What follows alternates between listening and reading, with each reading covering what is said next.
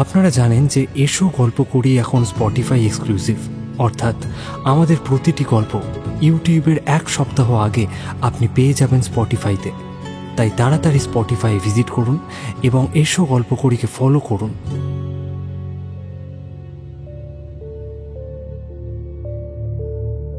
নমস্কার, আমরা এসো গল্প করি।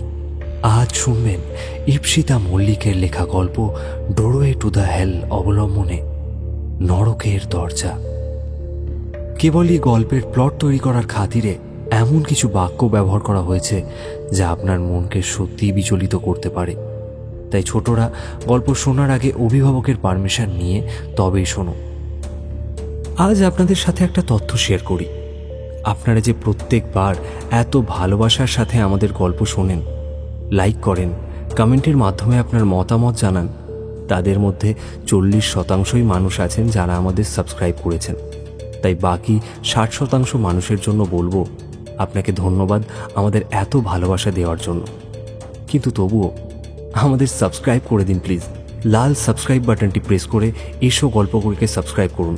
ইউটিউবে যদিও সাবস্ক্রিপশন বিনামূল্যে, তাও আমাদের জন্য আপনার একটি সাবস্ক্রিপশন অমূল্য সম্পদ। শুনতে থাকো আজকের গল্প ইপ্সিতা মল্লিকের লেখা নরকের দরজা।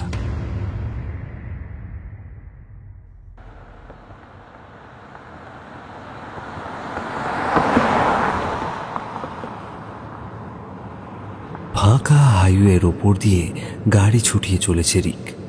দামি ডিএসএলআর ক্যামেরাটা পাশের সিটে পড়ে রয়েছে। ম্যাপ বলছে সে আর কিছুক্ষণের মধ্যেই পৌঁছে যাবে রিসর্টে। এমনিতে এদিকটায় গ্রাম্য এলাকা, দূর দূরান্ত পর্যন্ত কোনো বসতির চিহ্ন নেই। সে পেশায় একজন ফটোগ্রাফার, মাঝে মধ্যে গাড়ি থামিয়ে ছবি তুলছিল। এদের রান্নার স্বাদের জন্য রিসর্টটা অল্প সময়ে বেশ নাম করেছে। তার সাথে চারপাশের এই মনোমুগ্ধকর পরিবেশ তো রয়েছে। কিন্তু বিগত কয়েক মাসে এখানে কিছু আজব ঘটনা ঘটে গিয়েছে। এই রিসর্টের ব্যাপারে একটা কলাম লেখার জন্য তথ্য সংগ্রহ করতে কিছুদিন আগে এক সাংবাদিক এসেছিল। হঠাৎ একদিন বেমক্কা নিরুদ্দেশ হয়ে যায় সে। তার কোনো তথ্য সেখানে ছিল না, যেন ল্যাপটপ আর ফোনের মেমোরি যত্ন সহকারে মুছে দিয়েছিল কেউ। এটা যে প্রথমবার তা নয়, এর আগেও একজন ব্যক্তি নিখোঁজ হয়েছেন এইভাবে। সিসিটিভি ক্যামেরায় পাওয়া ফুটেজ অনুযায়ী সেই ব্যক্তিকে রাতেই নিজের রুমে ঢুকতে দেখা যায়। তারপর সেখান থেকে নিরুদ্দেশ হয়ে যান তিনি। অথচ জামা কাপড়, টাকা পয়সা সব রুমেই রয়েছে। আর এই সব কারণেই রিকের এখানে আসা। সে বরাবরই অ্যাডভেঞ্চার জিনিসটা খুব ভালোবাসে। ছোটবেলায় মা মারা যাওয়ার পর বাবা আর একটা বিয়ে করে। তারপর রিক নিজের পায়ে দাঁড়াতে শিখে বাড়ি ছেড়ে বেরিয়ে আসে। তাই পিছুটান বলে তার আর কিছুই নেই।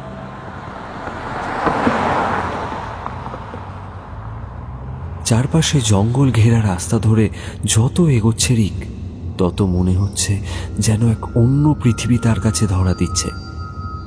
রাস্তার দুপাশে সারি সারি গাছ, যেন হলিউডের হন্টেড সিনেমার দৃশ্য। আসার আগেও রিসর্টের ব্যাপারে অনেক রিসার্চ করে এসেছে। রিভিউতে সবাই ভালো ভালো কথাই লিখেছে। তার মানে শুধু সুস্বাদু খাবার নয়, ম্যানেজমেন্টের সিস্টেমও পোক্ত। হঠাৎ রিক খেয়াল করলো মোবাইলে খুলে রাখা ম্যাপের লোকেশন আপডেট হচ্ছে না। চেক করে বুঝলো ফোনের নেটওয়ার্কই নেই। নেট কাজ করা বন্ধ করে দিয়েছে। মোটামুটি কাছাকাছি এসে গিয়েছিল সে। রাস্তায় দেওয়া পথ নির্দেশ দেখে এবার এগিয়ে যেতে লাগলো। কিছু দূর এগোনোর পর রিসর্টটা চোখে পড়ল তার।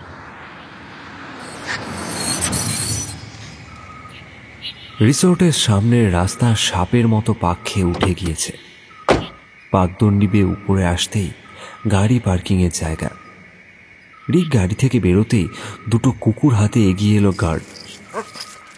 সে লক্ষ্য করল কুকুর দুটি পিটবুল প্রজাতির। তাদের গায়ের মাংস বুঝিয়ে দিচ্ছে কতটা প্রশিক্ষণ দিয়ে তাদের তৈরি করা হয়েছে। গার্ড গ্রিন সিগন্যাল দিতেই তাকে ওয়েলকাম করতে এগিয়ে আসে আরও দুজন। একজন তাকে এক গ্লাস রঙিন শরবত সার্ভ করে, আর অন্যজন গাড়ি থেকে জিনিসপত্র নামিয়ে নিয়ে যেতে থাকে। রিসেপশনে ঢোকার মুখে দরজায় বড় বড় করে লেখা রয়েছে রিসর্টের নাম, ডোরওয়ে টু দ্য হেল। নামটি প্রথমবার শুনেই ভারী অদ্ভুত লেগেছিল রিকের। তার ধারণা ভিতরে নিশ্চয়ই কোনো থিম রেস্টুরেন্ট অথবা কিছু একটা রয়েছে যাতে নামের সার্থকতা অ্যাটলিস্ট বোঝায়। এই সব হলো কাস্টমারদের আকৃষ্ট করার নানান ফিকির। ভিতরের লনে রিককে বেশিক্ষণ অপেক্ষা করতে হলো না। রুমে তার ব্যাগপত্র পৌঁছে দেওয়া হলো। সাউথ ফেসিং এই রুমটা পেতে তাকে বেশ কিছুদিন অপেক্ষা করতে হয়েছিল বটে। সেই নিখোঁজ সাংবাদিক ভদ্রলোকটি নাকি এই রুমেই ছিলেন। রিক অজানা অ্যাডভেঞ্চারের নেশায় এটাই নেবে বলে ঠিক করে। তাছাড়া এই রুম থেকে বাইরের প্রকৃতির সৌন্দর্য সব থেকে ভালোভাবে উপভোগ করা যায়, কাজে রুমটার ডিমান্ডও খুব বেশি। জানালা খুললেই চোখে পড়ে ঘন জঙ্গল। সেখানে দাঁড়িয়ে রিক দেখল সূর্য অস্ত গিয়েছে। বনের ভেতরে অন্ধকার যেন গাছপালাগুলোকে তার পেটের ভেতর ঢুকিয়ে নিচ্ছে। বেশ কিছুক্ষণ দাঁড়িয়ে বাইরের দৃশ্য উপভোগ করার পর একটা হালকা খিদে তার পেটে মোচড় দিয়ে উঠল।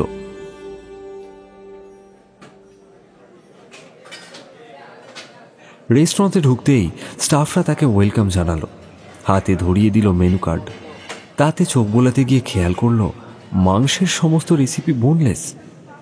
একবার ভাবলো ওয়েটারকে ডেকে কথাটা জিজ্ঞাসা করবে, মাংস খেতে গেলে কি শুধুই বোনলেসই খেতে হবে? কিন্তু রিক স্বল্পভাষী মানুষ, তাই আর কথা বাড়ালো না। এক প্লেট এগ চাউমিন আর চিলি চিকেন অর্ডার দিয়ে রিক আশেপাশে সবকিছু ভালো করে দেখছিল। রেস্টুরেন্টটির সাথে একটা বারও রয়েছে। একটা টেবিলে দুটো মহিলা আর একটা ভদ্রলোক হাতে ড্রিঙ্কস নিয়ে গল্পগুজব করছে। অন্য একটা টেবিলে একটা বার্গার প্রেমী ভদ্রলোক বিশাল হাঁ করে কামড় বসাচ্ছে হাতের বার্গারটায়। ভদ্রলোকের হাঁ করা দেখে রিক কিছুক্ষণের জন্য তার দিকে স্তম্ভিত হয়ে তাকিয়ে রইল। তারপর নিজেই নিজেকে সামলে নিয়ে সেখান থেকে চোখ ফিরিয়ে নিল। খাবার আসতে রিক দেখল ম্যানেজারের তরফ থেকে তার জন্য একটা স্যুপ অর্ডার করা হয়েছে। প্রথমবার কেউ রিসর্টে এলে নাকি এইটাই করা হয়। ও বুঝলো এটাও একটা মার্কেটিং ট্যাকটিক। এটা করলে কাস্টমাররাই পরে এদের হয়ে প্রচারটা চালিয়ে দেবে। স্যুপে চুমুক দিয়ে বুঝলো এর স্বাদ একেবারে অতুলনীয়। কলকাতার আর 5টা রেস্টুরেন্ট থেকে সম্পূর্ণ আলাদা। স্যুপে থাকা চিকেনের টুকরোগুলো মুখে দিতেই মিলিয়ে যাচ্ছে।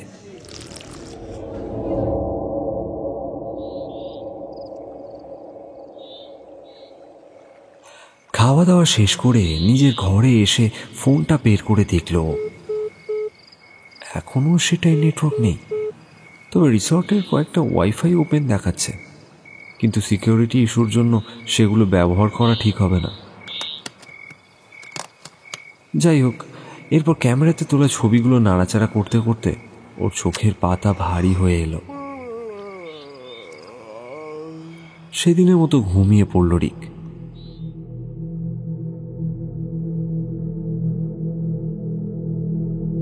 হঠাৎ মাঝরাতে প্রচন্ড একটা অস্বস্তিতে ওর ঘুমটা ভেঙে গেল।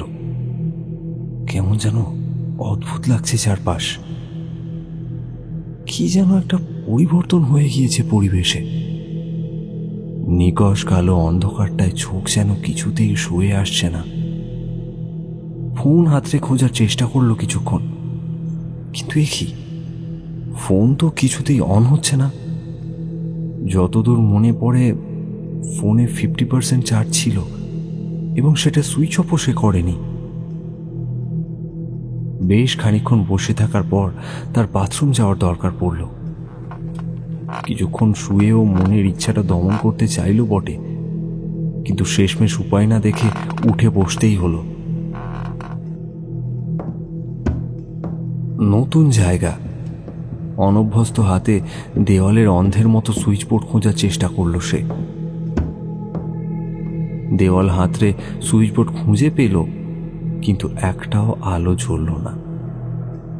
তাহলে কি লোডশেডিং? সে আবার ভাবলো কথাটা রিসেপশনে জানাবে। ক্যামেরাটাও টেবিলে রয়ে গিয়েছে।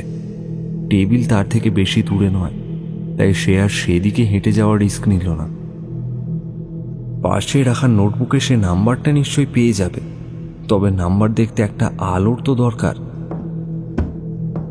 সময় নষ্ট না করে ও ধীর পায়ে বাথরুমের দিকে এগোতে লাগলো। দুটো চেয়ার আর খাট ছাড়া ফার্নিচার বিশেষ কিছু ছিল না। ওয়ার্ড্রোব একটা আছে, তবে সেটা বাথরুমের দরজার দিকে নয়। রিক যে এখন কোন দিকে চলেছে সে কিছুই বুঝতে পারছে না। দু একবার হোঁচট খেয়ে কোনো মতে সে পৌঁছলো বাথরুমের দরজাতে। বাথরুমে এসে অন্ধকার যেন আরো গাঢ় বলে মনে হলো। নিজের কাছে টর্চ লাইট বা লাইটার না থাকার জন্য এবার তার খুব আফসোস হতে লাগলো। কালকে সকাল হলেই সে রুম সার্ভিসের লোকেদের জানাবে। রাতে যদি এরকম কারেন্ট অফ থাকে তাহলে আলোর কিছু ব্যবস্থা রাখতেই হবে। রিকের আগে এরকম অনেক জায়গাতেই রাত কাটানোর অভ্যাস আছে, অনেক বিচিত্র অভিজ্ঞতা হয়েছে তার, কিন্তু রাত্রিবেলা এইভাবে কারেন্ট অফ হয়ে যাওয়ার ঘটনা এই প্রথম। এখন আবার সে টের পাচ্ছে সেই অস্বস্তিটা, যেটা ঘুম ভাঙতেই হচ্ছিল তার। হঠাৎ মনে হলো ভীষণ শীত করছে। বিছানায় একটা চাদর ছিল, সেটার কথা মনে পড়তেই সে বিছানার দিকে পা বাড়ালো। কিন্তু তখনই আর একটা কথা তার মাথায় এলো।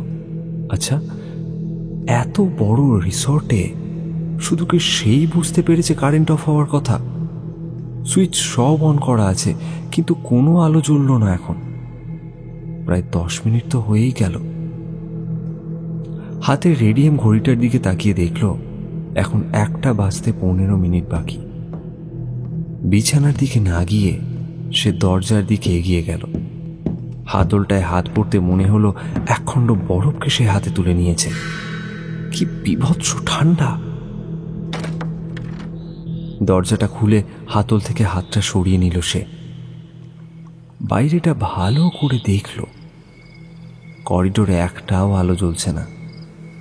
সেই ফাঁকা করিডোরে তার একাকিত্ব অনুভব করে এবার ভয় করতে শুরু করলো তার। এত বড় রিসর্টে সে যেন একাই মানুষ, কোথাও কোনো প্রাণের স্পন্দনটুকুও নেই। তার মধ্যে বাড়তি যোগ হচ্ছে এই ঠান্ডা। কোনো রকমে অন্ধকার হাতড়ে বিছানায় ফিরে এসে চাদরের তলায় ঢুকে পড়ল সে। নিজের এইরকম ছেলে মানুষই ভয় দেখে সে নিজেও অবাক হয়ে যায় মাঝে মাঝে।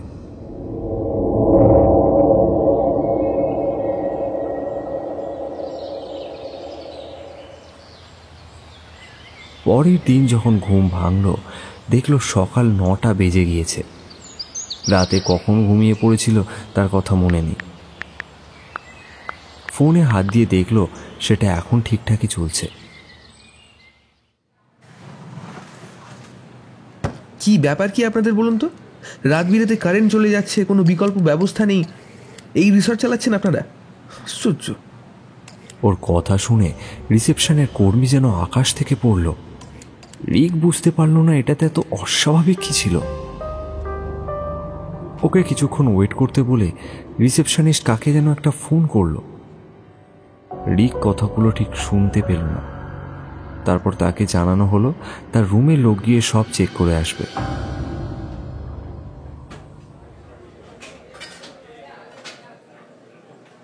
রিক এরপর রেস্টুরেন্টে ব্রেকফাস্ট করতে চলে আসে, কিন্তু তার মনে একটা ভয় সব সময় কাজ করছে। সে কারেন্ট অফ হয়ে যাওয়ার কথাটা জানিয়ে কি কিছু ভুল করে ফেলল? সে বুঝতে পারেনি যে সামান্য একটা কথায় রিসেপশনিস্ট এই রকম প্রতিক্রিয়া দেবে।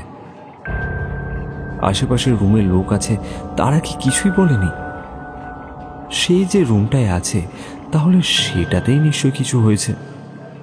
সে যখন এইসব ভাবছিল ততক্ষণে তার অর্ডার করা কফিটা টেবিলে চলে এলো। একটা চুমুক দিয়ে নিজেকে কিছুটা চাঙ্গা করে নিয়ে আশপাশটা একবার তাকিয়ে দেখল। প্রথমেই তার চোখ গেল পাশের টেবিলে একটা ছেলে গোগ্রাসে কিছু খাচ্ছে। সেদিকে ভালো করে তাকিয়ে দেখল ছেলেটি সসেজ স্যালাড মুখে পুড়ে চিবোচ্ছে না, পুরোটাই গিলছে। রিকের এটা দেখে বেশ ঘেন্না লাগলো, কিন্তু তারপর তার চোখ পড়ল গোলাপি রঙের সসেজের টুকরোটার দিকে। মনে হলো সেটা পেলে সেও একেবারে চিবিয়েই খাবে। খাবারের প্লেট থেকে তার লোলুপ দৃষ্টি ফেরাতে পারল না সে। তার কপালে বিন্দু বিন্দু ঘাম জমতে শুরু করেছে। মনে হচ্ছে শরীরের ভিতরে গরম তাজা রক্ত দাপাদাপি করছে। এটাকেই বোধহয় বলে অ্যাড্রিনালিন রাশ। খুব কষ্ট করে নিজের চোখ ফিরিয়ে কফিটা এক ঢোকে গিলে বাইরে বেরিয়ে আসেও। বাইরে এসে প্রকৃতির তাজা হাওয়া শুষে নিয়ে নিজেকে শান্ত করে সে। আর কিছুক্ষণ ওখানে থাকলে সে হয়তো অতিরিক্ত রক্তচাপে মরেই যেত। তার শরীরটা এখন একটু ঝিমিয়ে গিয়েছে, তাই ক্যামেরা নিয়ে সে এক জায়গায় চুপ করে বসে রইল। হঠাৎ একটা খটকা লাগলো তার। সসেজ খাওয়ার এমন দুর্দমনীয় ইচ্ছা তার মধ্যে হলো কেন? সে তো কোনোদিন এই জিনিসটা খাওয়া পছন্দই করে না, কারণ সসেজ নাগেট এই জাতীয় খাবারগুলো বানানো হয় মাংস চটকে। মিস্টার গাঙ্গুলি? ইয়েস, বলুন। রিক দেখল চশমা পরিহিত বছর 50-এর এক ভদ্রলোক তার দিকে জিজ্ঞাসু দৃষ্টিতে তাকিয়ে রয়েছে। এই ভদ্রলোককে সে চেনে। ইনি মাধব ঘোষাল, এই রিসর্টের ম্যানেজার। নমস্কার, আমি মাধব ঘোষাল। আপনি রিসেপশনে কিছু অভিযোগ করেছেন রাতে কারেন্ট না থাকা নিয়ে। কথাটা বলার সময় মাধববাবুর দৃষ্টি তাকে বুঝিয়ে দেয় সে প্রশ্নটা জেরা করতে এসেছে। সেরম কিছু নয়, অ্যাকচুয়ালি আমার রুমে কিছু প্রবলেম হয়েছে। আপনি আমার রুমে না হয় লোক পাঠিয়ে দিন, সব চেক করে দেবে। হ্যাঁ, তা তো বটেই। জানেন, আমাদের সব স্টাফদের লক্ষ্য একটাই, কোনো ব্যক্তিকে যেন এখানে থাকার সময় অসুবিধার সম্মুখীন হতে না হয়। রিক বুঝতে পারে রিসেপশন ওর কথাটা জানানো ঠিক হয়নি। তারা কিছু একটা লুকোনোর চেষ্টা করছে। হয়তো সামান্য ব্যাপারে ম্যানেজার তার সাথে কথা বলতে আসতো না। প্রসঙ্গ পরিবর্তন করে সে বলল, আচ্ছা, শুনছিলাম আপনাদের রিসর্ট থেকে পাশের জঙ্গলে সাফারির ব্যবস্থা রয়েছে। সেই ব্যাপারে আমার কিছু জানার ছিল। হ্যাঁ, অবশ্যই অবশ্যই। আসুন, আমার সঙ্গে আসুন। মাধববাবু তাকে নিয়ে অগ্রসর হলেন। রিক প্রবেশ করল একটা ঝাঁ চকচকে অফিসে। সেখানে একজন স্টাফ তাকে সাফারি সম্পর্কিত বিভিন্ন তথ্য এবং খরচ সম্পর্কে জানাল।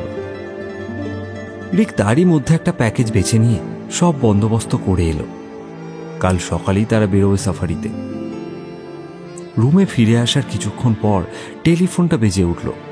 রিসেপশন থেকে জানানো হলো তার রুমে কিছু মেনটেনেন্সের লোক পাঠানো হচ্ছে। মেনটেনেন্সের লোকেরা এসে কোথাও কোনো ফল্ট খুঁজে পেল না। রিক মনে মনে ভাবল এটাই তো হবার ছিল, তাই সে আর কথা বাড়ালো না। সকালে ব্রেকফাস্ট ঠিক মতো না হওয়ায় ওর পেটের ভেতরটা মোচড় দিয়ে উঠল। ঠিক করলো দুপুরে খাবার নিজের রুমে অর্ডার করবে, যাতে সকালের মতো কোনো খারাপ অভিজ্ঞতায় তাকে পড়তে না হয়।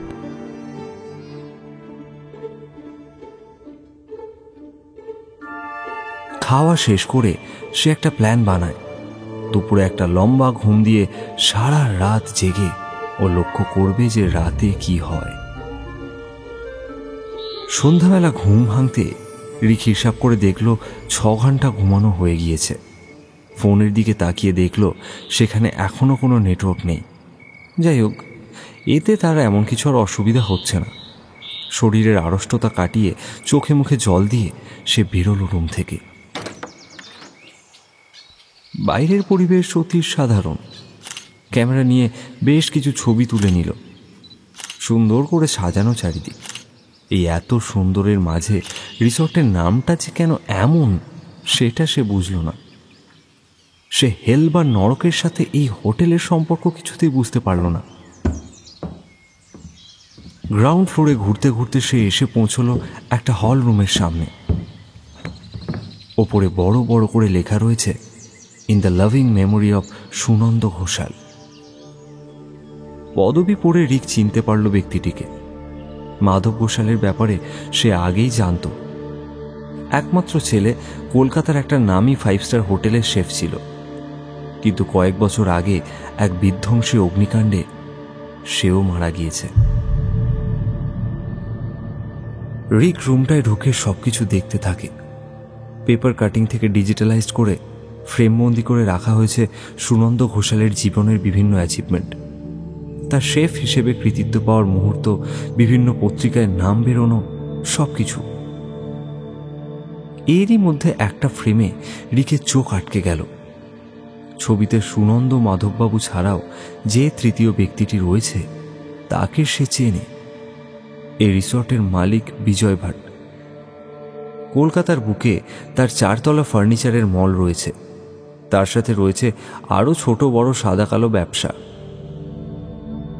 ঘুরতে ঘুরতে যখন সে রুমটার একদম শেষ প্রান্তে পৌঁছয়, হঠাৎ তার চোখ আটকে গেল দেওয়ালের ওপর একটা জায়গায়। নিরেট গাঁথুনিতে কিছু জায়গায় চির ধরেছে বলে মনে হচ্ছে না। সাধারণ চোখে দেখা সম্ভব নয়, তবে রিক একজন ফটোগ্রাফার। অন্যরা যা মিস করে যায়, রিক সেইখানে সব সাবজেক্ট খুঁজে পায়। কৌতূহলবশত সে একবার চিরের জায়গাটায় আঙুল দিয়ে দেখল। সঙ্গে সঙ্গে সে তার হাত সরিয়ে নিল। তারপর আশেপাশের দিকে তাকিয়ে রুমালটায় মুখটা মুছে নিল একবার। চিরটা যেমন ঠান্ডা তেমনি অপ্রীতিকর একটা অনুভূতি দিল। মনে হলো তার জীবন শক্তি যেন কিছুতে শুষে নিতে চাইল। তারপর সে আর এক মুহূর্ত সেখানে থাকতে পারল না, তাড়াতাড়ি বেরিয়ে এলো সেখান থেকে।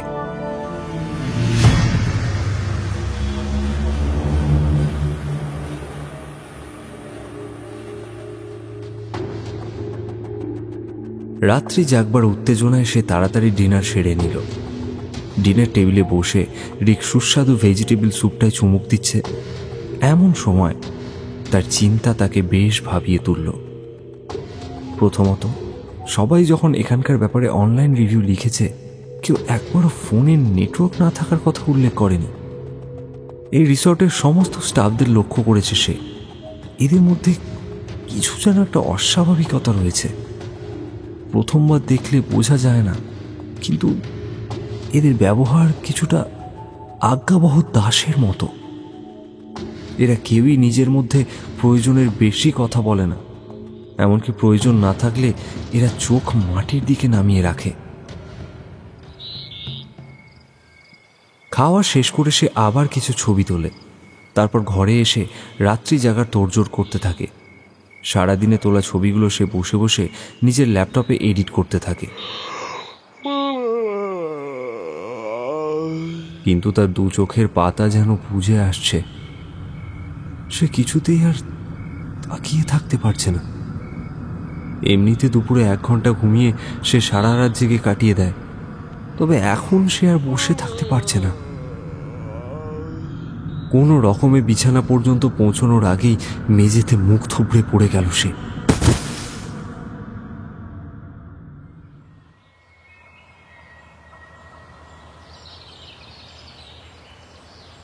পরের দিন ঘুম ভাঙতেও দেখে ওর মাথায় ঘাড়ে অসহ্য যন্ত্রণা। সারা রাত মেঝেতে শুয়ে শরীর ভারী হয়ে গিয়েছে।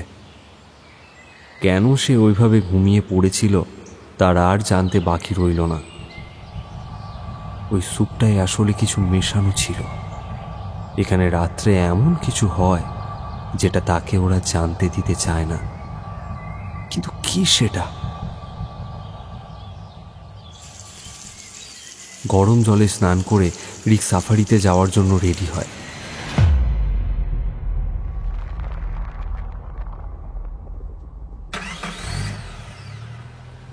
সময় মতো গাড়ি তাদের নিয়ে সাফারির উদ্দেশ্যে রওনা দেয়।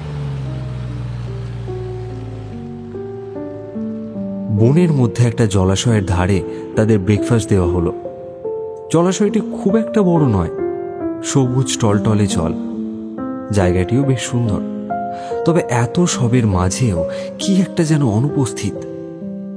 সে কয়েকটা ছবি তোলার পর একজন এসে তার খাবারটা হাতে ধরিয়ে দিল। রিক পিছন ফিরে দেখল যে সবাই খেতে ব্যস্ত হয়ে পড়েছে, কেউ একটা সেলফি তুলতেও আগ্রহ দেখায়নি। গাড়ি তাদের নিয়ে আরো গভীর জঙ্গলে বেরিয়ে পড়ল।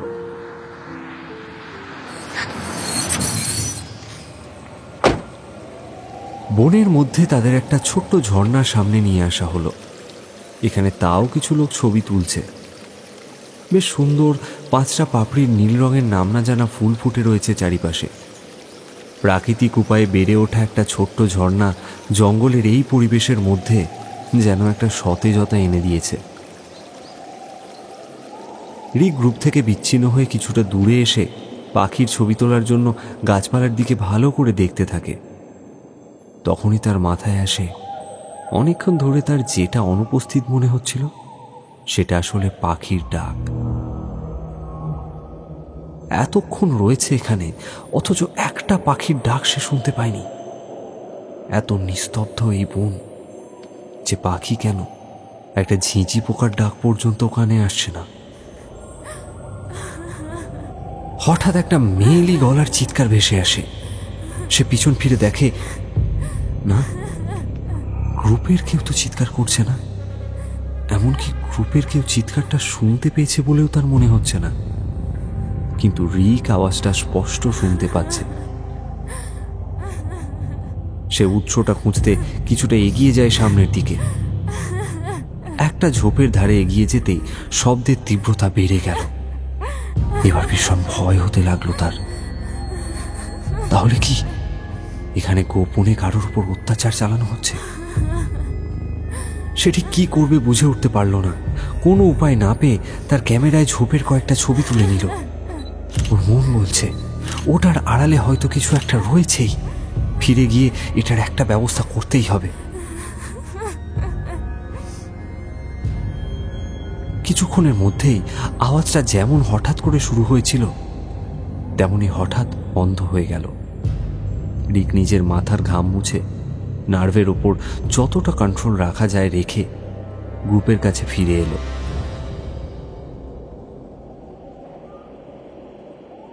লাঞ্চ টাইমে রিক ঠিক করলো সে না খেয়ে সকলকে লক্ষ্য করবে। তারা কি করে এত তাড়াতাড়ি সবকিছু খায়? সবাইকে মোটামুটি একসাথে এক জায়গায় বসিয়ে খাবার দেওয়া হলো, পরোটা আর চিকেন বাটার মশালা। সে অনতি দূরে দাঁড়িয়ে এমনভাবে দেখতে থাকে যেন সে ছবি তুলছে। আশ্চর্য হয়ে দেখল একটা পরোটা দুটুকরো করে নিমেষের মধ্যে সকলে গলদ্ধকরণ করে নিল। তার সাথে মাংসর টুকরোটাও রয়েছে। এবার সে আর একটা ব্যাপার খেয়াল করলো, তার দিকে কিছু স্টাফ মাঝে মাঝে আর চোখে দেখে নিচ্ছে। এখানে সবাই যখন কোনো কারণে রাক্ষসের মতো খাচ্ছে, সেখানে অল্প খেলে কি সকলের চোখে পড়বে না সে? তাই সে সকলকে দেখিয়ে খাবার খেতে বসল।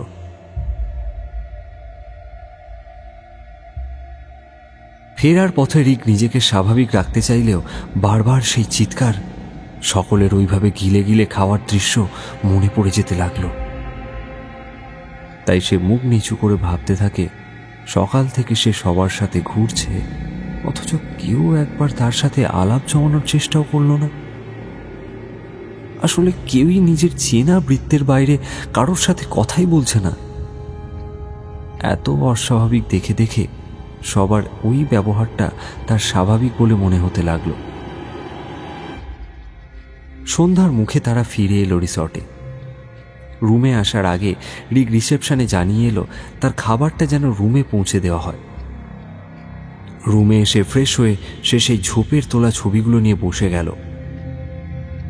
প্রথমে জুম করে পাতা ছাড়া আর কিছুই চোখে পড়ল না, কিন্তু হঠাৎ পাতার ফাঁকে অন্ধকার জায়গায় কিছু চকচক করে উঠেছে বলে মনে হল। এক জায়গায় নয়, পাশাপাশি দু জায়গায়। ভালো করে দেখে বুঝতে পারল মানুষের দুটো চোখ। তার মানে ওখানে কেউ দাঁড়িয়ে ছিল, কেউ তার ওপর অবিরাম লক্ষ্য রাখছিল।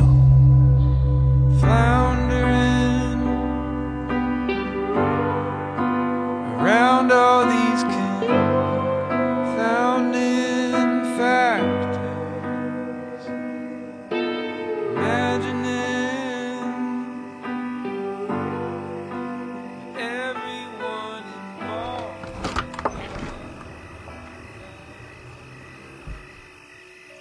এ কি এ- এ কি কি কি কি হচ্ছে সব? হ্যাঁ, আশ্চর্য। আমার ফোনটা, আমার ফোনটা। তখন রাত 12টা বাজে। হঠাৎ রিক খেয়াল করল তার ঘড়ির কাঁটাগুলো বিপরীত দিকে টিকটিক করে নয়, রীতিমতো ছুটতে শুরু করেছে, একেবারে অ্যান্টি ক্লকওয়াইজ ডিরেকশন। সে ঘড়িটাকে দুবার চাপ্পড় মেরে ঠিক করার চেষ্টা করল, কিন্তু কোনো পরিবর্তন হচ্ছে না দেখে সে ফোনটা হাতে তুলে নিল। ফোনটা আবারও সেই আগের দিনের মতোই সুইচড অফ। রিক খেয়াল করল ঘড়ির কাঁটাগুলো পুরো 24 ঘন্টা ওইভাবে অ্যান্টি ক্লকওয়াইজ ঘোরার পর আবারও 12:35 থেকে চলা শুরু করল। এতক্ষণে চারপাশের পরিবেশে যে অস্বাভাবিকতাটা ফিরে এসেছে সেটা রিক বুঝতে পারল। গাঢ় অন্ধকার ঢেকে ফেলল সবকিছু। হঠাৎ তার মনে হলো করিডোরে কেউ বা কারা চলাফেরা করছে। এমন সময় কেউ তার রুমের দরজায় লক খোলার চেষ্টা করছে বলে মনে হলো ওর। লক খোলার সাথে সাথেই সারা রুমটায় একটা দুর্গন্ধ ছড়িয়ে পড়ল। এই গন্ধ সাধারণত কাটা লাশ থেকে পাওয়া যায়। দরজা খুলে যে ঢুকেছিল সে যে ক্রমশ এগিয়ে আসছে সেটা বুঝতে রিকের বাকি থাকে না, এবং মুখের ওপর ঝুঁকে পড়ে তার দিকেই তাকিয়ে রয়েছে। তার শরীরের তীব্র কটু গন্ধে রিকের দম বন্ধ হয়ে যাওয়ার জোগাড়। সে নিঃশ্বাস যতটা সম্ভব ঘুমন্ত ব্যক্তির মতো রাখার চেষ্টা করল। সেই শরীরটা ধীরে ধীরে রিকের সামনে থেকে চলে গেল বিছানার অন্য প্রান্তে, কিন্তু গন্ধের তীব্রতা একেবারেই কমছে না দেখে সে বুঝতে পারে ব্যক্তিটা একা নয়, আরো অন্য কেউ রয়েছে তার ঘরে। সেই শরীরটা এবার ধীরে ধীরে রিকের সামনে থেকে চলে গেল বিছানার অন্য প্রান্তে। হঠাৎ তার ল্যাপটপটা টেবিল থেকে তুলে নেওয়ায় খুট করে একটা শব্দ হলো। সে প্রতি মুহূর্তে প্রমাদ গুনতে থাকলো, এরপর কি হবে?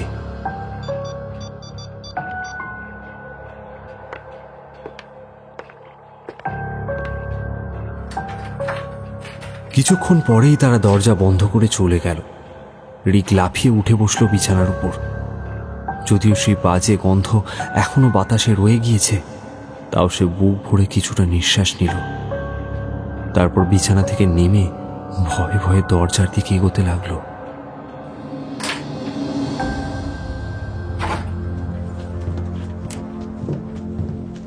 কোন রকমে সে এসে দাঁড়ালো করিডোরে।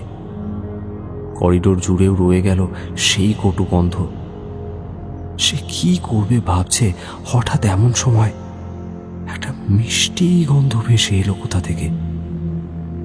কিছু বুঝে ওঠার আগেই সে মেঝেতে লুটিয়ে পড়ল।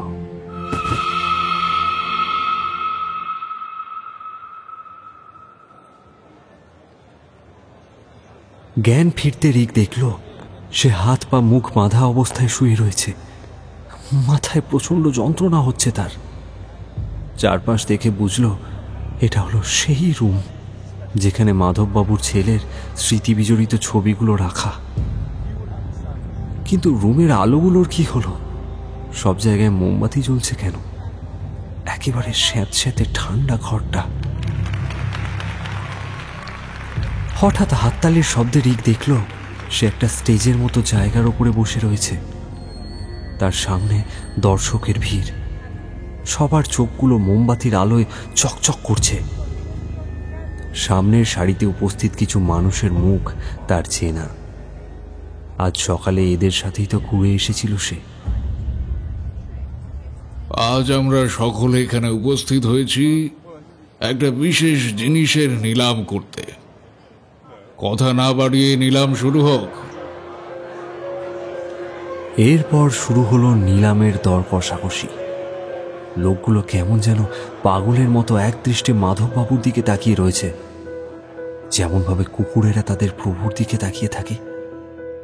নিলামে ওঠা জিনিসটির দাম একটু একটু করে যত বাড়ছে, দর্শকদের মধ্যে উত্তেজনা ততই বৃদ্ধি পাচ্ছে। দুজন ব্যক্তির মধ্যে হাড্ডাহাড্ডি লড়াই হয়ে শেষ হলো নিলামটা।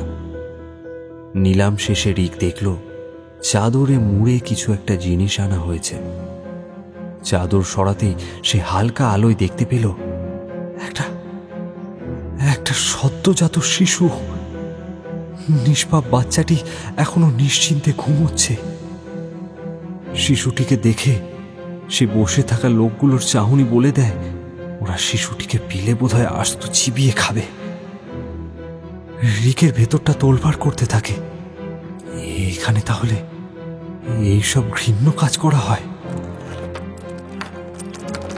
একজন ছেলে অন্ধকার থেকে বেরিয়ে এসে রিকের পায়ের আর মুখের বাঁধনটা খুলে দিল। হালকা মোমবাতির আলোয় রিকের চোখে পড়ল তিনটে ভীষণ দর্শন প্রাণী।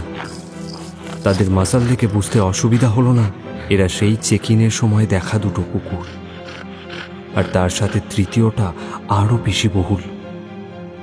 তিনটে একই জাতের। এই অন্ধকার প্যাসেজটায় কুকুর তিনটে জ্বলন্ত চোখ দেখে রিকের মনে হলো হেলহাউন্ড। কি মিস্টার গাঙ্গুলি, আমাদের দেওয়া খাবার আপনি ফেলে দিলেন? ঠিক করেননি, তাই ভাবলাম একবার আপনাকে দেখাই আপনি ঠিক কি মিস করেছেন। একটা তাচ্ছিল্যের হাসি হেসে মাধববাবু হাতের ইশারা করেন। এরপরেই দুজন ব্যক্তি পাজাকোলা করে রিককে একটা সিঁড়ি বেয়ে নিচের দিকে নিয়ে যেতে থাকে। মাধববাবু কুকুরগুলিকে নিয়ে সামনে সামনে হাঁটতে লাগলেন। সিঁড়ি থেকে নেমে রিক লক্ষ্য করল তার দুপাশে গড়া দিয়ে বন্ধ করা সারি সারি খুপড়ি। মোমবাতির মৃদু আলোয় ভেতরে কি রয়েছে তা দেখা যাচ্ছে না। একটা খুপড়ির সামনে এসে মাধববাবু দাঁড়িয়ে পড়লেন। দেখুন, এদের কোনো কষ্ট নেই, দুঃখ নেই, সারাদিন খায় দায়, মেদ বাড়ায়, আর আমাকে আমার ব্যবসার কাজে সাহায্য করে, বুঝলেন? রিক ভালো করে দেখল এবার ছোট্ট খুপড়িটায় বসে আছে একটি ভদ্রলোক আর একটি ভদ্রমহিলা। ভদ্রলোকটির পায়ে ও পেটে ব্যান্ডেজ জড়ানো। কি মিস্টার গাঙ্গুলি, আপনি খেয়েছেন তো এদের মাংস? স্বাদটা কেমন বলুন তো?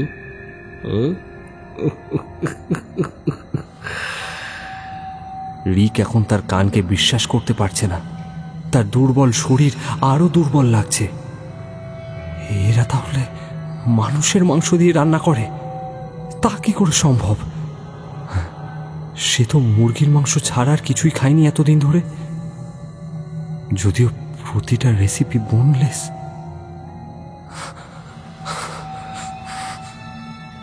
তাক, এত ভাবতে হবে না। এবার আপনাকে ব্যাপারটা আমি খুলেই বলি। আমার ছেলে সুনন্দ একটা অগ্নিকাণ্ডে মারা যায়।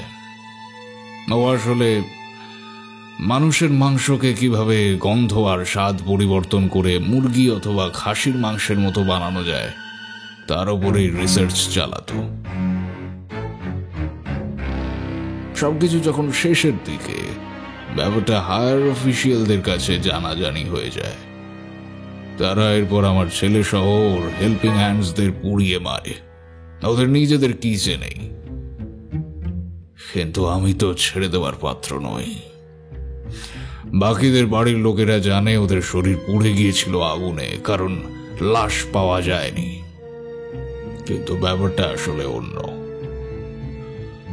আমি শয়তানের পুজো করি, তার কৃপায় আমি ওদের সবাইকে ফিরিয়ে আনি মৃত্যুর মুখ থেকে।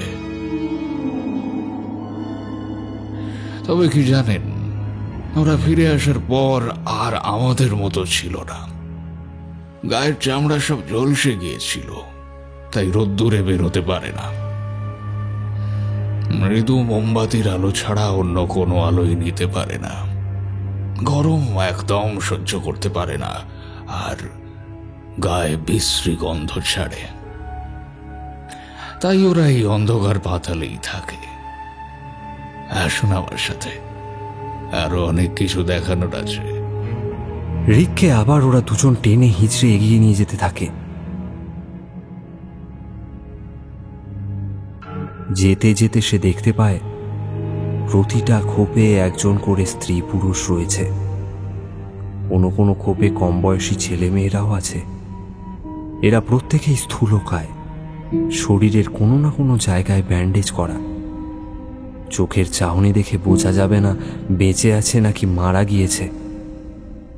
এদের এই চোখগুলোর সাথে রিসোর্টের স্টাফদের চোখগুলো একেবারে মিলে যাচ্ছে, সেই একই রকম চাহনি। ঘরে ঢুকতেই সেই বিশ্রী গন্ধটা তীব্রভাবে নাকে এসেছে তার। কুকুরগুলোর মাথায় হাত বোলাতে বোলাতে মাধববাবু বলতে শুরু করলেন, জানেন, আমার ছেলে ভীষণ পিটবুল ভালোবাসে। দুজনের সাথে তো আপনার আগেই পরিচয় হয়েছে। আর একজন আমার ঘরে থাকে, আমার খুব কাছে। কি কি করেছেন কি আপনি ওই মানুষগুলোর সাথে? হ্যাঁ, দেখুন দেখুন, ওদেরকে এভাবে বন্দি করে রেখে ওদের সাথে এই জঘন্য কাজগুলো করতে পারেন না আপনি। আমি করতে পারি না? আপনার দেখে তাই মনে হলো?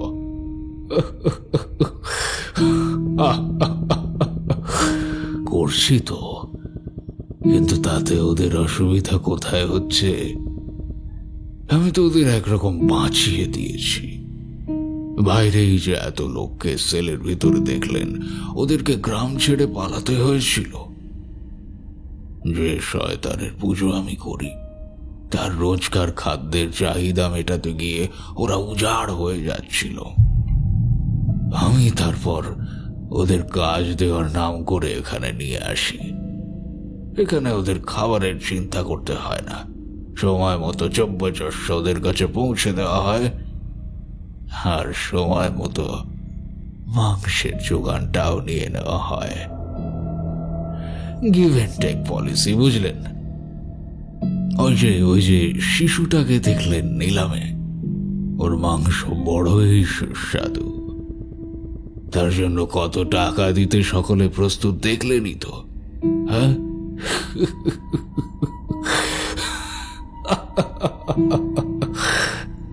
রিকের গা হাত পা জ্বলে উঠল। শরীর ভালো থাকলে এই হাত বাঁধা অবস্থাতে সামনের ব্যক্তিটিকে ধরাশয়ী করে দিতে পারত সে। মাধববাবু আবারও বলতে শুরু করেন, প্রতিটা সেলে একজন করে পুরুষ আর নারীকে একসাথে রাখা হয় প্রজনন ঘটানোর জন্য। সেদিন একজন ওই বাচ্চাটিকে প্রসব করেছিল।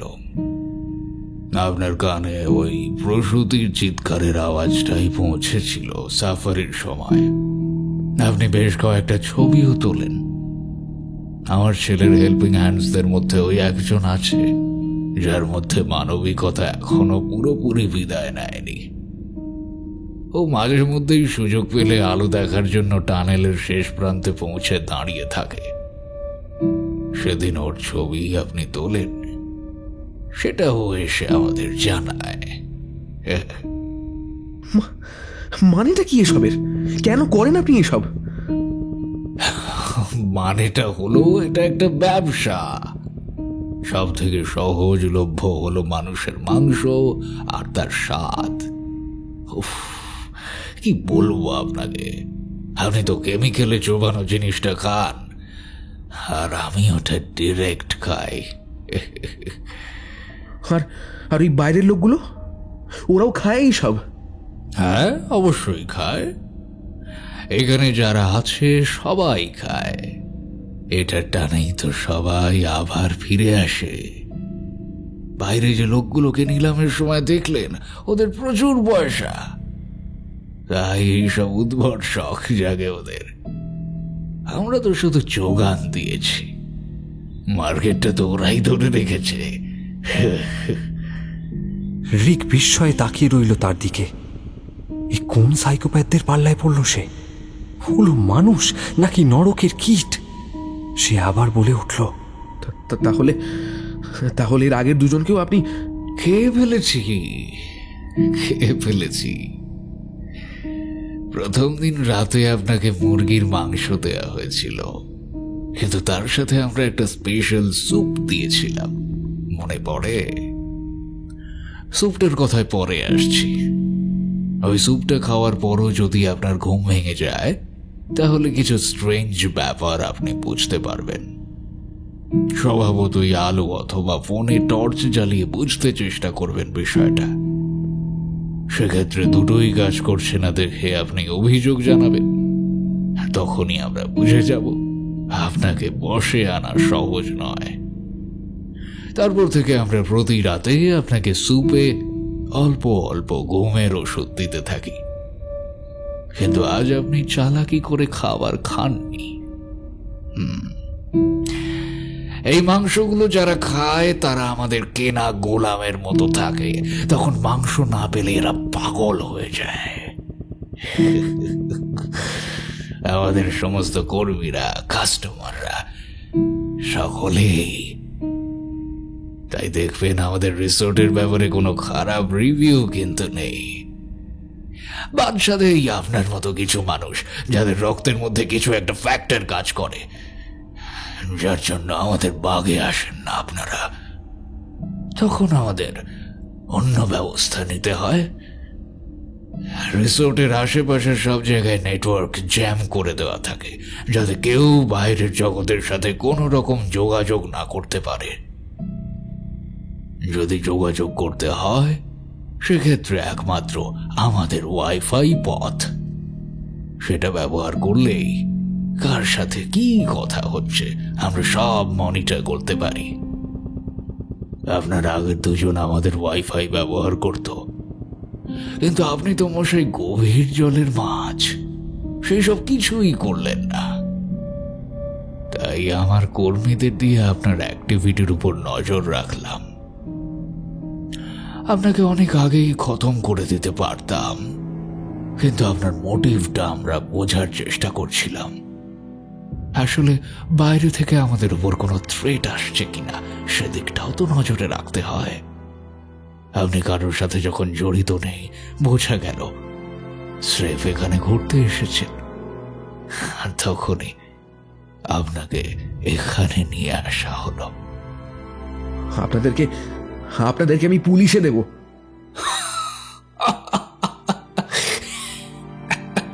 পুলিশে দেবেন? পুলিশ? আপনাকে এত কিছু জানিয়ে দেওয়ার পর আমরা আপনাকে ছেড়ে দেব ভাবলেন কি করে? না মিস্টার গাঙ্গুলি, ওতে ব্যবসার ক্ষতি হয়। আর আপনি তো খুঁজে পাবেন না এই জায়গাটা, আপনাকে যতক্ষণ না কেউ নিয়ে আসে। মাধববাবুর এই কথায় নিশ্চিত মৃত্যুর কথা জেনেও রিকের কৌতূহল দমল না। সে আবার জিজ্ঞাসা করল, কেন খুঁজে পাবো না কেন? কারণ এই জগৎটা বাইরের থেকে সম্পূর্ণ আলাদা। আপনি ওই দরজাটার কথা বলছেন, তাই না? যে রুমে আপনার ছেলের স্মৃতিতে গ্যালারি করা রয়েছে। আপনি দরজাটা বুঝতে পেরেছিলেন? ইমপ্রেসিভ। কিন্তু ওটা দিয়ে ঢুকেও আপনি কিছুই দেখতে পেতেন না। এখানে যারা সব সময়ের বাসিন্দা, মানে ওই সেলগুলোতে থাকা লোকগুলো বা আমার ছেলে এবং ওর সঙ্গী সাথীরা, এরা সবাই ভিতর থেকে খালি হয়ে গেছে। মৃত্যু এরকমই হয় জানেন, সবকিছুকে খালি করে দেয়। আমার ছেলে আর ওর বন্ধুগুলো তো মরেই গিয়েছিল, তাই ওরা যা কিছুতে হাত দেয় সবকিছু খালি করে দেয়। কোনো দুঃখ নেই, কষ্ট নেই, যন্ত্রণা নেই, শুধুই অন্ধকার। আসলে জানেন, আমাদের জগৎটাই অন্ধকার। আলো শুধু মাঝে মধ্যে এসে নিজের উপস্থিতি জানান দিয়ে যায়। তাই রিসোর্টের মধ্যে আপনি আলোর উপস্থিতিতে আর শীততাপ নিয়ন্ত্রিত আবহাওয়ায় কিছুই বুঝতে পারেননি। রাত্রে আলো বন্ধ হওয়ার পর যখন আমাদের জগৎ আর ওদের জগতের মধ্যে পার্থক্য একেবারে কমে আসে, তখনই ওরা এসে ধরা দেয় আমাদের চোখে। ওরা এখানে আছে সব সময়, শুধু খালি চোখে ধরা পড়ে না, কিন্তু ক্যামেরার ওই অত্যাধুনিক লেন্সে ধরা পড়ে।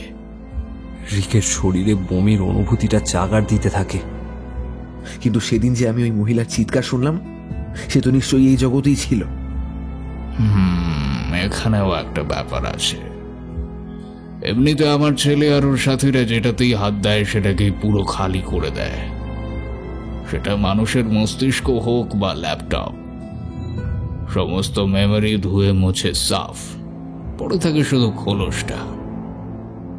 তবে প্রসবের যন্ত্রণা আর 5টা যন্ত্রণার মতো নয়, বড়ই বেদনাদায়ক। তাই চেষ্টা করেও সেটিকে পুরোপুরি লাঘব করা যায় না। আর ওদের ওই জগতে ইলেকট্রিসিটি না থাকায় কোনো যন্ত্রপাতিও কাজ করে না।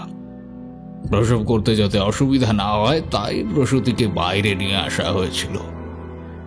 কিন্তু কিন্তু একটা ব্যাপার তো পরিষ্কার হলো না, ওই সেলে থাকা মানুষগুলো শুধু খালি হয়ে গেল বলেই অন্য জগতে লুকিয়ে রাখা যেতে পারে? প্রশ্নের শেষ নেই। ঠিকই বলেছেন, খালি হয়ে গেছে তাই অন্য জগৎটাই লুকিয়ে রাখা যেতে পারে। তবে মারা যায়নি, তাই তো দেহের ওজন বাড়ে, সন্তান ধারণও করতে পারে। যেটা থাকে না সেটা হলো অনুভূতি, তাই তারা অ্যাজ গুড অ্যাজ ডেড। হঠাৎ রিকের কানে ভেসে আসে একটা ধাতব শব্দ। সে পিছন ঘুরে দেখে টেবিলের ওপরে একটা কাবাবের শিক ঝুলছে, আর সেটায় আটকানো একটা মাংস। তার সামনে দাঁড়িয়ে আছে একটা মানুষ। কম্পমান মোমবাতির শিখায় রিক দেখতে পেল সে একটা লম্বা হাড় কাটছে। এই হাড়টা যে মানুষের পায়ের তার বলার অপেক্ষা থাকে না। কি করছেন, কি করছেন? অনেকক্ষণ তো পেটে কিছু পড়েনি দেখছি। এরকম ভাবে বডিতে অ্যাসিড রাখলে তো আপনার মাংস সুস্বাদু হবে না। এই বলে মাধববাবু হাত নেড়ে কাকে যেন ডাকলেন। একটা ছেলে এসে বমিটা পরিষ্কার করে দিল।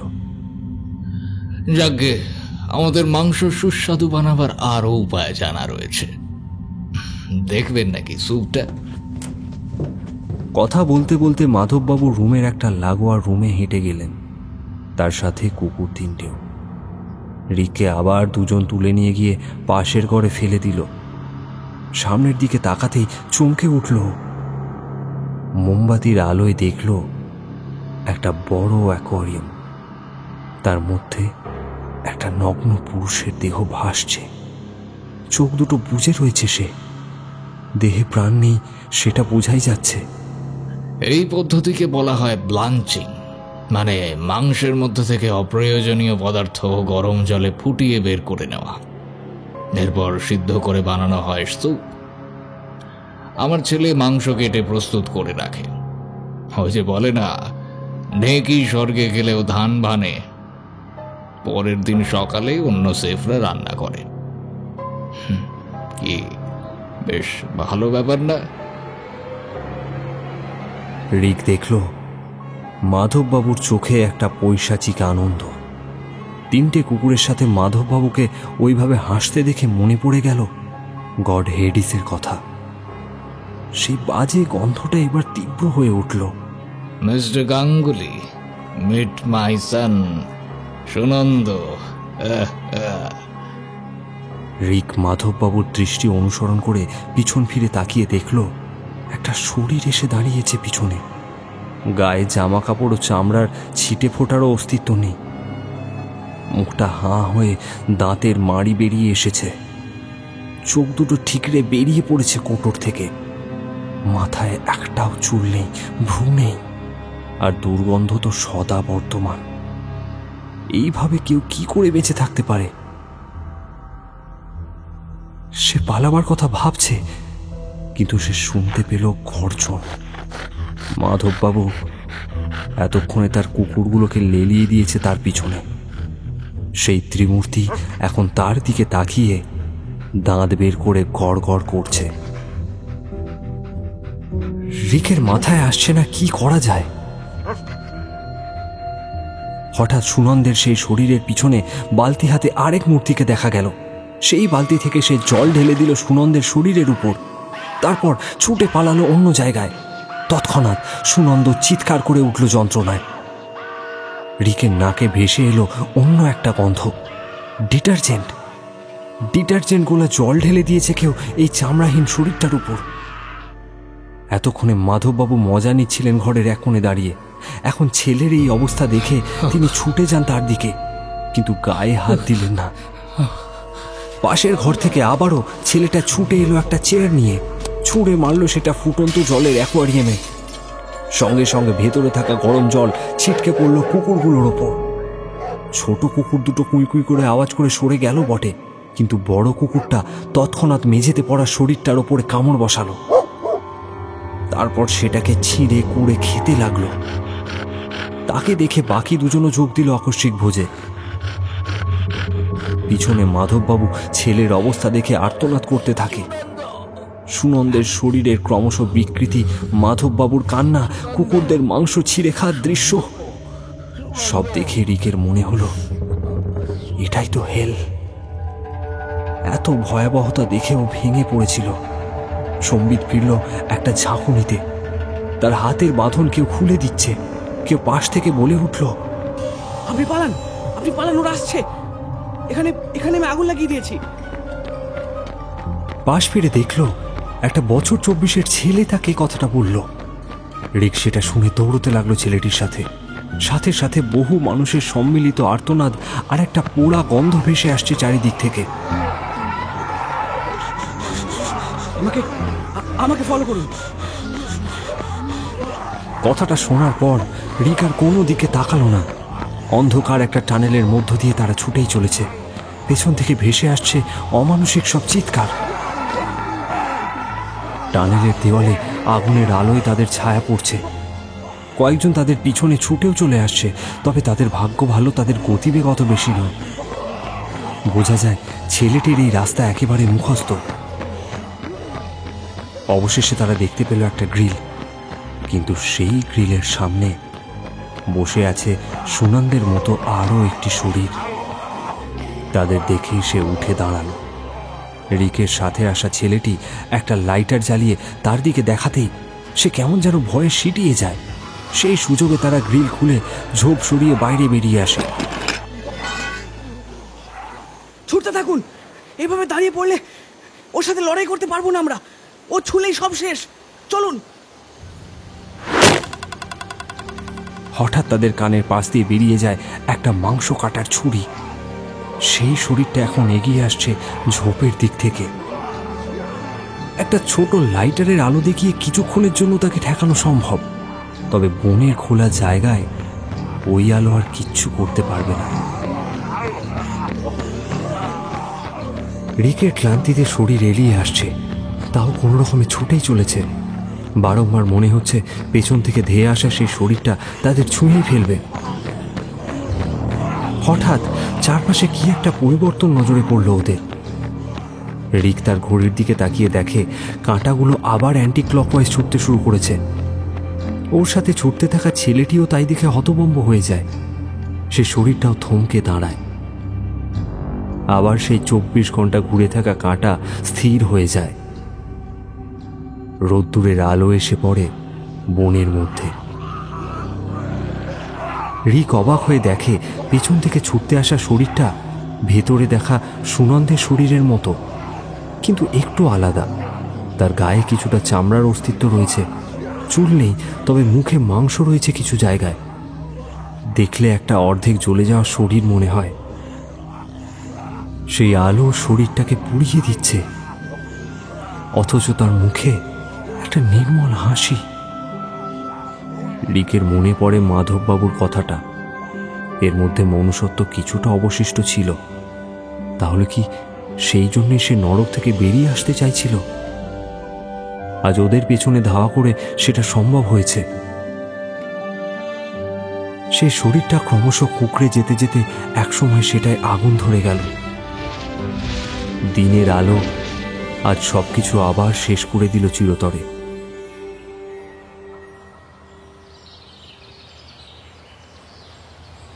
বিপদ কেটে গেছে দেখে দুজনেই স্বস্তির নিঃশ্বাস ফেলল।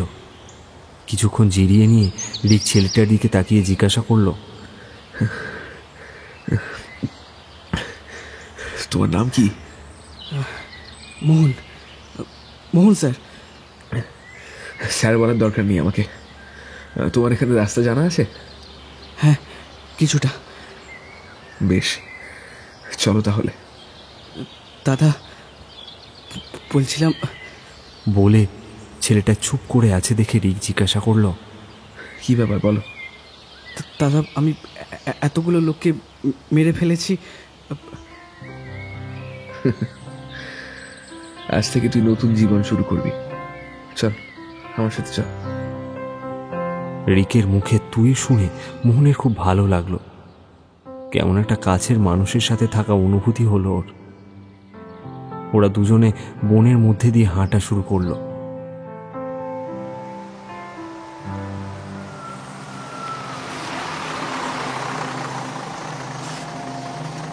কলকাতা যাওয়ার বাসে বসে মোহনের থেকে রিক জানতে পারে যে সে আর তার বন্ধুরা এখানে এসেছিল চাকরি করতে। তাদের বাড়ি হুগলিতে। প্রথমে বেশ ভালোই চলছিল।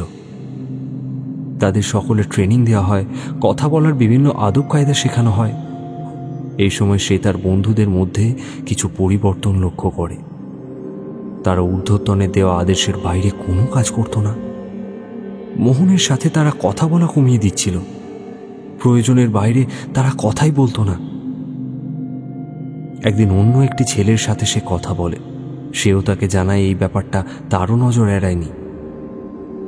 এরপর তাদের একদিন নিয়ে যাওয়া হয় অন্য জগৎটায়। বোঝানো হয় মাধববাবুদের কি উদ্দেশ্য। সবটা শুনে মোহনের মতো যে ছেলেটি অন্যদের পরিবর্তন লক্ষ্য করেছিল সে ভয়ে পালানোর চেষ্টা করে। তৎক্ষণাৎ তাকে কুকুরগুলো গিয়ে আক্রমণ করে এবং চোখের সামনে কুকুরগুলো তার টুটি ছিঁড়ে মেরে ফেলে। সেই দেখে মোহন চুপ করে যায় আর অভিনয় করতে থাকে সবকিছু মেনে নেওয়ার। এরপর সে খুব ভালোভাবে সবকিছু পর্যবেক্ষণ করতে থাকে। সে পালাবার পথ খোঁজে। সাবান জল অথবা নুন জল কাটা ঘায়ে পড়লে যে কতটা জ্বালা সৃষ্টি করে সেটা সে জানত। এতদিন সে কিছুটা ভয় আর কিছুটা খারাপ লাগা থেকে আগুন লাগিয়ে দিতে পারেনি। এইবার সে তার মতো আরেকজনকে মারা হচ্ছে দেখে আর চুপ করে থাকতে পারেনি।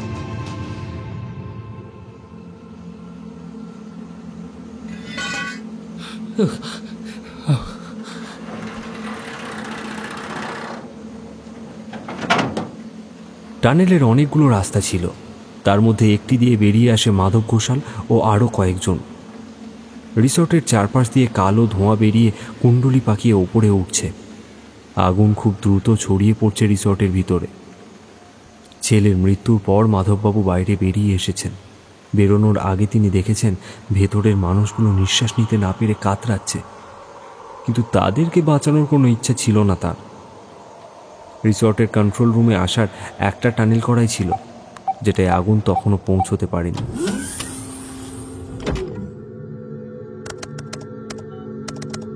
Process completed. Human simulation 2.0 loading.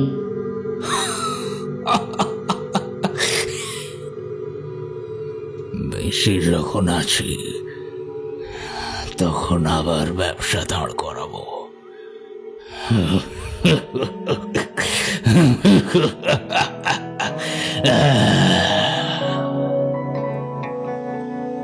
I created hell for myself. I made something that can't be held, so I could be alone, so I could be alone. কেমন লাগলো আজকের গল্প? ভালো লাগলে অবশ্যই কমেন্টের মাধ্যমে আপনাদের মতামত জানান এবং আমাদের চ্যানেল এসো গল্পকড়িকে সাবস্ক্রাইব করে বেল আইকনটি প্রেস করে অল নোটিফিকেশন অন করে রাখুন, যাতে আমাদের প্রতিটি গল্পের আপডেট সবচেয়ে প্রথম আসে আপনার কাছে। শুভরাত্রি, ভালো থাকবেন এবং সকলকে ভালো রাখবেন।